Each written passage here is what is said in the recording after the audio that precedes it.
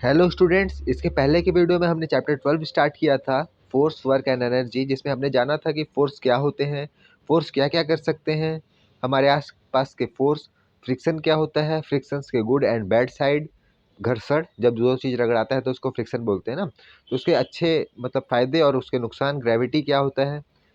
ठीक है, आज की वीडियो में हम जानेंगे वर्क, एनर्जी और question answer, explain in few lines, true और फॉल्स।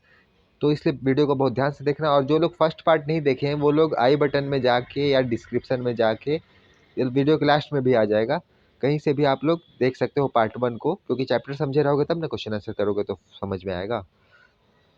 तो शुरू करते हैं आज हम पार्ट 2, जिसमें हम जानेंगे वर्क के बारे में।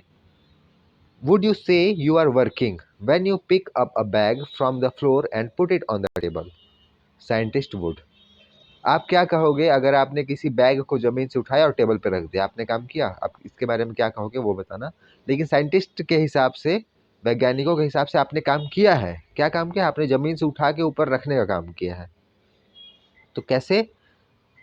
To a scientist work is done, बहुत इंपॉर्टेंट लाइन है, work is done when a force is applied on something and it moves.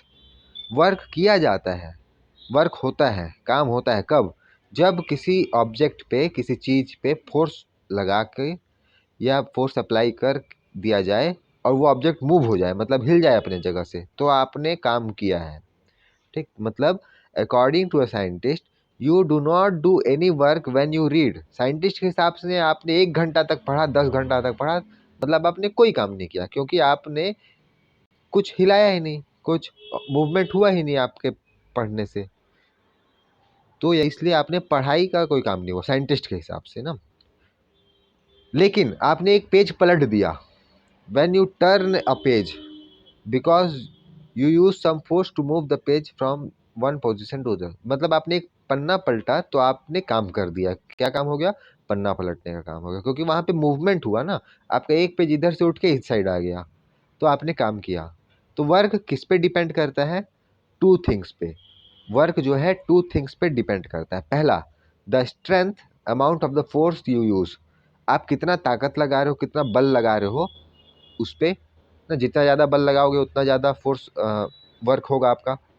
और दूसरा, the distance through which the object move, और दूरी, आपके ताकत लगाने से जो ऑब्जेक्ट है जिस पे आप फोर्स लगा रहे हो वो कितना दूर जा रहा है ना, मतलब आपका ताकत और आपका दूरी, ये दो चीज़ आपको ज़रूरी है।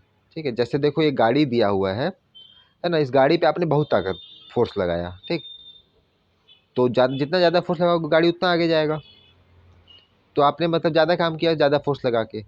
और आपने अगर गाड़ी को यहाँ से यहाँ तक लाए तो गाड़ी आगे भगा, तो आपने फोर्स किया है। तो ये दोनों चीज़ पे डिपेंड है, फोर्स जितना ज़्यादा होगा या दूरी जितना ज़्यादा होगा आपका काम भी उतना ही ज़्यादा होगा साइंटिस्ट के हिसाब से।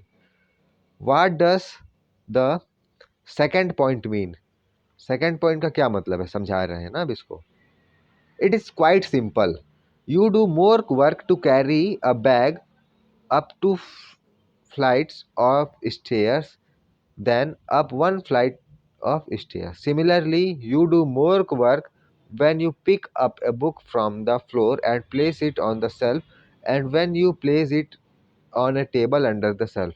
Also, you do more work to push a table along 2 meter, मतलब आप जितना दूर तक काम करोगे, जितना लंबा काम करोगे, जैसे आपको 1 कदम चलना है, 1 कदम किसी टेबल को उठा के रखना है तो आप कम काम किए, 2 मीटर दूर रखे तो आपने ज़्यादा काम किया। In both cases the toy is pushed from the left edge to the scale. अब ये जो गाड़ी वाला एक्सपेरिमेंट है वो ये बता रहा है कि आपका वर्क ज़्यादा होगा कब? देखो ये फॉर्मूला है, W is equal to F D, मतलब वर्क जो होता है वो इज इक्वल टू होता है आपने कितना फोर्स अप्लाई किया उसका, और डिस्टेंस कितना है वो, ये force into distance is equal to work होता है। अगर आपने कितना काम किया ये निकालना है तो आपने कितना फोर्स अप्लाई किया है उसका मल्टीप्लाई कर दो कितना दूर तक काम किया है। ठीक, अब ये देखो एनर्जी क्या है। अगर मान लो एक चीज़ और बताया है, you do no work when you apply a force but the object does not move. अगर आपने, देखो वर्क है, वर्क कितना हुआ है? अब आपने मान लो 100 न्यूटन का फोर्स लगा दिया, ठीक है, 100 न्यूटन फोर्स लगा दिया और आपने धक्का दिया, लेकिन ऑब्जेक्ट जो मूव नहीं किया, आपने जो टेबल है उसको धक्का मारा तो ये मूव नहीं हुआ, ये बस वहीं का वहीं रह गया। मतलब डिस्टेंस कितना ट्रेवल किया है इसने? 0।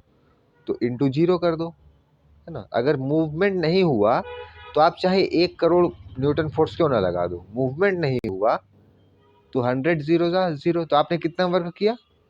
0। ठीक है, तो ये है फिजिक्स। अब देखते हैं एनर्जी क्या है। You must have come across this word many times. Work and energy are very closely related. Food gives our body the energy to run and play. खेलने के लिए, दौड़ने के लिए एनर्जी चाहिए होता है। पंखा चलने के लिए एनर्जी चाहिए होता है, तो कहाँ से एनर्जी मिलता है? इलेक्ट्रिक से मिलता है। गाड़ी चलने के लिए पेट्रोल से एनर्जी मिलता है। तो वही देखो, कुछ कुछ डायग्राम में बताया गया है ना। तो एनर्जी होता क्या है? Energy is the capacity to do work. Capacity है, क्षमता। अगर आपके अंदर बहुत सारा काम करने का ताकत, क्षमता है, कैपेसिटी है, तो आपके अंदर बहुत एनर्जी है। ठीक है, जैसे इसको कहाँ से, ट्रक को मिलता है डीजल से। मोबाइल को एनर्जी कहाँ से मिलता है? बैटरी से। ठीक है, साइकिल जो चलाते हो आप लोग, आपको एनर्जी कहाँ से मिलता है? फूड से। बर्तन गर्म होता है, खाना पकता है, तो इसको कहाँ से एनर्जी मिलता है? गैस से। ठीक, और ये जो कंप्यूटर टीवी देखते हो ये सब, इसको भी एनर्जी मिलता है इलेक्ट्रिसिटी से। ठीक है, अब कर लेते हैं हम लोग इसका शॉर्ट आंसर और एक्सप्लेन इन फ्यू लाइंस और ट्रू फॉल्स। ठीक है,